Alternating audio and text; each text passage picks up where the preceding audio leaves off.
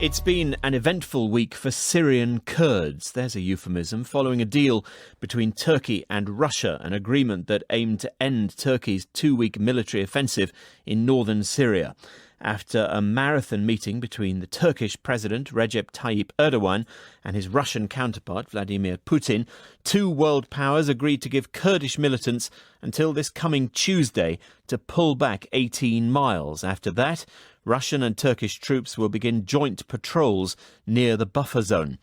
On Friday, the Russians announced the arrival of 300 more military police in Syria in a bid to push the withdrawal of Kurdish militants. But does this deal mean that Moscow will be the main player in the region now, rather than Ankara? Will Turkey side more with Russia? And who backs Erdogan's nemesis, Syrian President Bashar al-Assad? Joining me now to discuss the developments, Ahmet Berat ÇONKAR, who's an MP from Turkey's ruling AK Party and deputy head of the Turkish delegation to the NATO Parliamentary Assembly. He's also co-chair of Turkish-Russian Public Forum. Welcome, Mr. ÇONKAR. What do you expect to happen on Tuesday when this deadline comes for the Kurds to pull back? Thank you. First of all, I would like to state that what Turkey and Russia is trying to do is just to bring security and safety to the areas that we are trying to get rid of the terrorist instruments and terrorist elements. And we believe that at the end of the time, we will see that the PKK, YPG terrorist group will be withdrawing from this area, and as we have seen before in the other areas which were cleared from this group's hegemony, life will start to come back to normal, and with the services, with the facilities coming, we will see that this part of Syria at least will start stabilizing. But what do you think will happen on Tuesday? As I said, this is an agreement between Turkey and Russia, and there is a mechanism to Well, you said the problem control. would be solved. Will it be solved on Tuesday?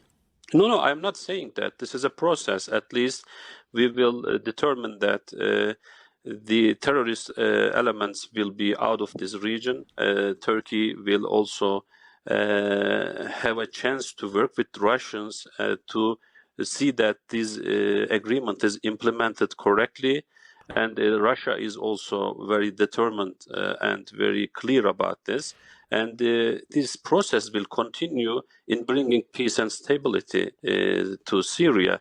You shouldn't see this only as a 5-day process. This is a long process, as you know, with the Astana process continuing, the constitutional process going on, and also the Geneva process under United Nations. And how will this new partnership with Russia work? Because Russia, of course, is a big friend of the Syrian government. You're not.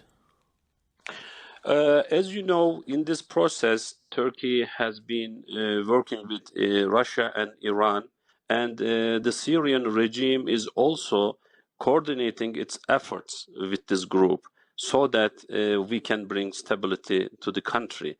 So at the end of the day, the institutions are important.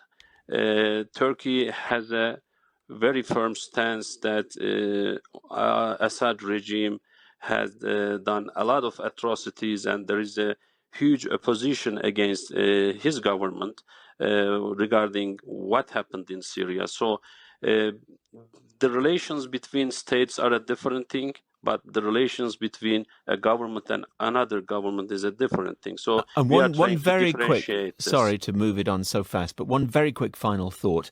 Yes or no, really, is there any prospect, do you think, of President Erdogan of Turkey making peace with Bashar al-Assad in Syria? I think that Turkey will do its best to stabilize Syria and bring a new constitution and a democratically elected government, so that Turkey and Syria will be working together in the future. This is our objective. Ahmet Berat ÇONKAR, an MP from the ruling party in Turkey. Now, Andy Bar.